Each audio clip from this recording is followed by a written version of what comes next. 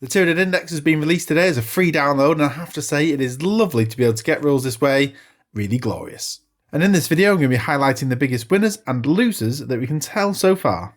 Obviously their relative power against other factions can't really be commented on yet. Still, it's very exciting to get the NIDS rules. It really feels like we're almost playing 10th edition. So some general notes about the faction. There are only 2 anti-vehicle weapons in the index. HIVE Guard with 24-inch shot cannons, -1 AP and 3 damage, and the HIVE Crone, no AP and 2 damage. The biggest weapon in the codex is the Tyranid Rupture Cannon at strength 18, -4 and 2d6 damage, which is impressive. The X-Screen now is more of a Terminator killer. Anti-infantry and reroll wounds abilities seem pretty common. LICTORS and its variants have precision melee, so you can target attached characters. In general, Big Bug toughness is up, and wound count is down. There is no catalyst now. You can bring a Psychophage for a 6+ Feel No Pain aura, or get a Feel No Pain for a unit with an enhancement. Synapse is important to help avoid battle shock by rolling 3d6, not 2d6. It is only 6 inches now though, and the Neurotyrant can give 2 units Synapse for a turn. Shadowing the Warp is a once per battle ability to force every opponent unit to do a battle shock test. If you have a Neurotyrant, you can force them to subtract 1 from each test as well. Termagants, Hormagaunts and Gargoyles are the only battle eye units, and they're all 20 model units now. It's a reduction from in 9th, but taking up to 6 units of each, that's going to be a lot. So the first of the winners, the HIVE Tyrants. The walking and flying variants are tougher, and the walking one is the toughest, like we already had. While their rooms are reduced to 10, they both have a 2+4+ save, which is an improvement for the Wing Tyrant. The Heavy Venom Cannon hasn't changed too much, fewer attacks on average, but 1 less damage, but still good.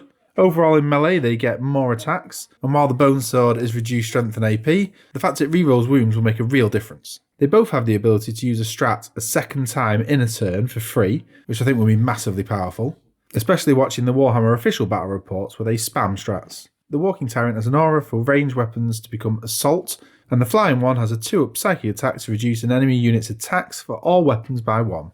The Swarmlord. Perhaps I could have included him in the HIVE Tyrant overview as he's much of the same pros as they have, but he can also give you an extra CP per turn and can make a strat that your opponent uses cost a permanent 1 CP more. Barb Gaunts. All they need to do is hit a unit, and if they don't move, then that's hitting on 3+. Then the enemy unit has a -2 to its move, advance and charge rolls for a turn. This is going to be really effective. Blightlord Terminators only move 4 inches. The use of the Overwatch strat with them is going to be really good, a unit that moves within 24 inch, and then you can slow down their charges. If you have a HIVE Tyrant, then you can do this twice, and the second time for free, so it's well worth having 2 units of Barb Gaunts.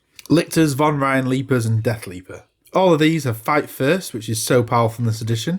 They also have Stealth for -1 to hit, and Infiltration ability to forward deploy. If they kill characters, you get a CP. The melee is reasonable, but they've never been outright killers themselves anyway. The Fight First ability means even if you charge them, then they can still fight first. Von Ryan's Leapers have most of the same abilities, but are worse in Von at 6+, but they can heroically intervene for free.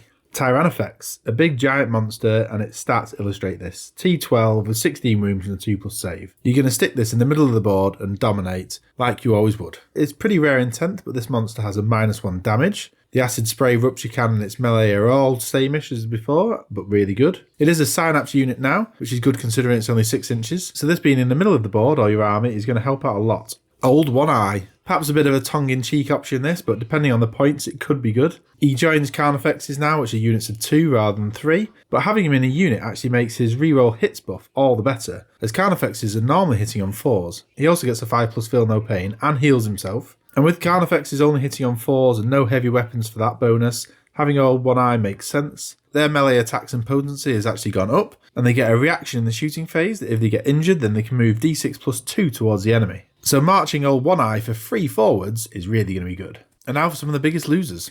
The MALECEPTOR. After enjoying a really broken MALECEPTOR in the 9th edition, and them selling out everywhere while everyone jumps on the bandwagon, most of those models that are in the wild are likely to not get much gameplay in 10th. A reasonable monster that will be hard to kill and do some damage once it gets up close with its 18-inch psychic shooting and melee, but it's really not doing that much. Broodlord and Genestealers. Always one of my favourite combos. Now the Broodlord can actually join the Genestealers, I had really high hopes. It's a shame Genestealers are still only 10 model units, but overall they aren't as good as I'd hoped. Less killy like everything in 10th, and only focused on melee might see them struggle.